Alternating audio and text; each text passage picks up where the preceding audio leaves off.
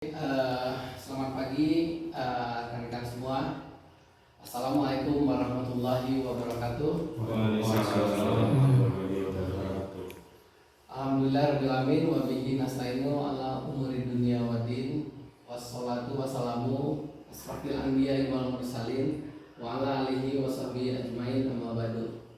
Teman-teman, mari kita panjatkan puji dan syukur kita kepada Allah Subhanahu wa taala yang telah memberikan limpahan berkah dan rahmatnya kepada kita, sehingga kita memberikan kesehatan dan kekuatan iman Islam kita, sehingga dan kita juga bisa datang ke ruangan ini dalam rangka melanjutkan perkuliahan kita. Dan tak lupa salawat beriring salam sampaikan kepada junjungan Nabi besar kita Nabi Muhammad SAW, mana perjuangan mereka beliau kita telah bisa dibawa dari alam kegelapan, alam kebodohan hingga alam terang benderang dan penuh dengan pengetahuan seperti saat ini. Adik-adik siswa sekalian, saya ucapkan banyak terima kasih atas kehadirannya. Mungkin kita lanjutkan kuliah kita seperti yang kita sampaikan sebelumnya, yang saya sampaikan sebelumnya bahwa saat ini kita masuk ke materi 4, itu tentang asuransi, sejarah asuransi dan jenis-jenis asuransi. Ya, mungkin bisa kita lanjut ke prinsip-prinsip asuransi. Baik, ini RPS yang telah kita sampaikan. Mungkin kita coba masuk ke ini ya.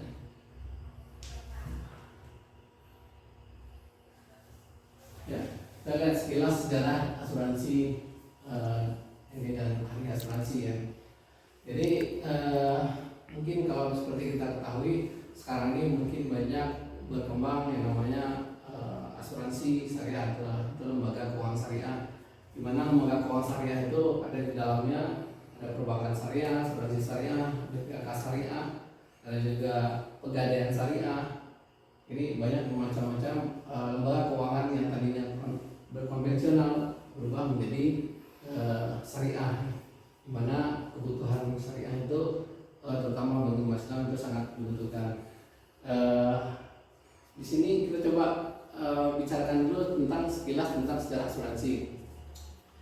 Mana tahun 1750 itu asuransi sebenarnya 1750 sebelum Masehi itu telah dijalankan pada zaman Raja Hammurabi ya, Raja Hammurabi yang berada di Babilonia, yaitu negara Irak ya. Irak itu telah mulai kegiatan penerapan asuransi telah dilakukan, namun mungkin lebih sederhana tidak seperti saat ini, di mana pada saat itu setiap para pedagang yang mau mengirimkan barangnya dari suatu kota ke kota yang lain, mereka itu bisa mengangkut dengan kapal, dan mereka juga membutuhkan dana atau pinjaman, sehingga si pemilik uang itu mewajibkan tambahan setoran uang untuk sebagai jaminan, yaitu tambahan setoran uang, sejumlah uang untuk jaminan, di mana apabila barang yang dikirimkan tersebut mengalami kecelakaan, tenggelam ataupun tabrakan sehingga barang tersebut menjadi rusak dan tidak bisa digunakan lagi, maka pinjaman tadi akan dibebaskan bagi si pemilik modal tadi, karena kita sudah memberikan sejumlah uang tadi, itulah sebagai jaminannya. Nah, itulah praktek asuransi sekarang juga begitu, kita bayar sejumlah premi, namun apabila terjadi kecelakaan terhadap aset-aset kita, barang-barang kita, itu tentu yang akan mengganti nanti adalah perusahaan asuransi yang akan memberikan gantian. Jadi ini udah sejarah asuransi dari 1750 sebelum Masehi udah mulai dilakukan. Dan juga tahun 600 sebelum Masehi orang-orang Yunani dan Romawi juga udah mulai memikirkan asuransi jiwa dan asuransi kesehatan ya, asuransi kesehatan.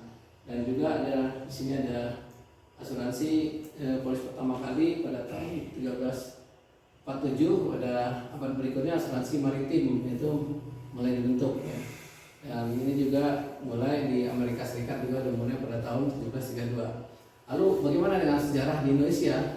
Nah, di Indonesia juga sebenarnya perusahaan asuransi itu pertama kali didirikan oleh warga Belanda. Belanda menjajah Indonesia, mereka langsung mendirikan, lama kemudian mereka mendirikan perusahaan asuransi.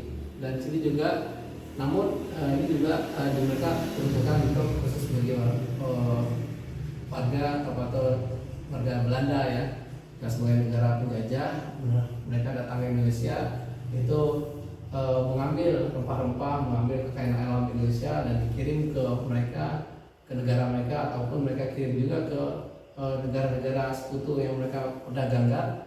Namun selama dalam perjalanan mereka juga butuh proteksi apabila barang-barang tersebut rusak, hilang ataupun tenggelam, itu ada penggantian dari perusahaan asuransi. Itu juga dengan aset-aset bangunan seperti yang mereka tinggalkan. Pada saat ini banyak aset-aset bangunan yang mereka tinggalkan baik di Jakarta maupun Bandung, itu juga pada saat dia membangun itu mereka juga butuh asuransi apabila terjadi kebakaran aset mereka itu. Jadi mereka juga ada perusahaan asuransi yang akan memberikan jaminan, memberikan uang, sejumlah uang agar dia bisa membangun kembali aset-aset tersebut, jadi nggak hilang sama sekali. Inilah kurang lebih sejarah sekilas masalah asuransi ya. Dan di sini juga kita lihat ada beberapa prinsip-prinsip asuransi. Ini ada juga prinsip asuransi syariah, di mana prinsip-prinsip asuransi konvensional itu ada yang namanya mutual interest, ada namanya utmost good faith, ada juga namanya itu proximate cause, indemnity, subrogasi, dan kontribusi. Jadi ada beberapa 6 prinsip-prinsip asuransi yang dilakukan oleh pada asuransi konvensional. Namun semua prinsip-prinsip tersebut dijalankan oleh perusahaan asuransi syariah. Namun ada tambahan di sana, sebutkan ada tambahan di situ prinsip asuransi pada asuransi syariah, yaitu ada yang namanya ta'awun ya.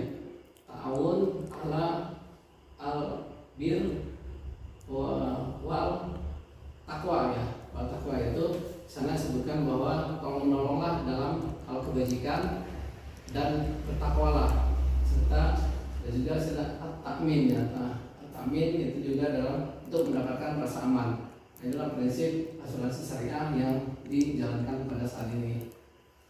Mungkin kemarin juga saya juga ada minta para siswa kelompoknya membuat semacam jurnal ataupun artikel. Apakah sudah ditemukan? Sudah ya. Sudah.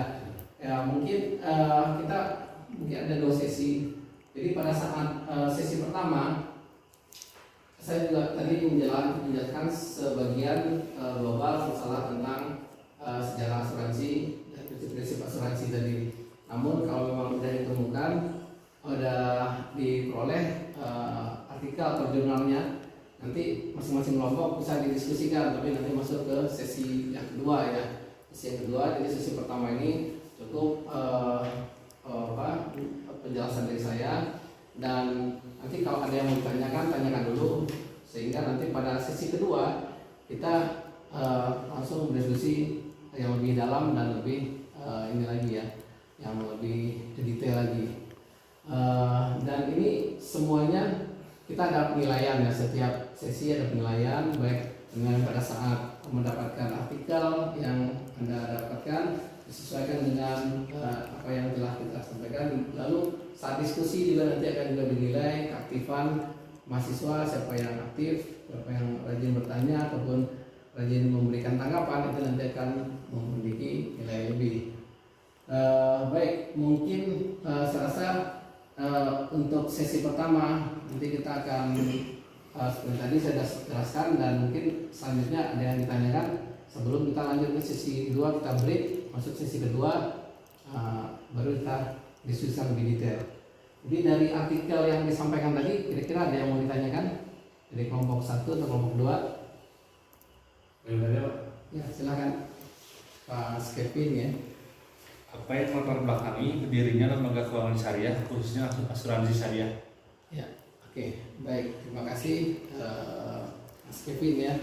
Ini latar belakang berdirinya asuransi syariah itu diawali dengan kegundahan ya, perasaan dari umat Islam pada khususnya, yaitu mungkin negara-negara Arab, juga negara-negara UKI. Mereka merasakan bahwa lembaga keuangan konvensional yang berjalan selama ini banyak terdapat hal-hal yang mengandung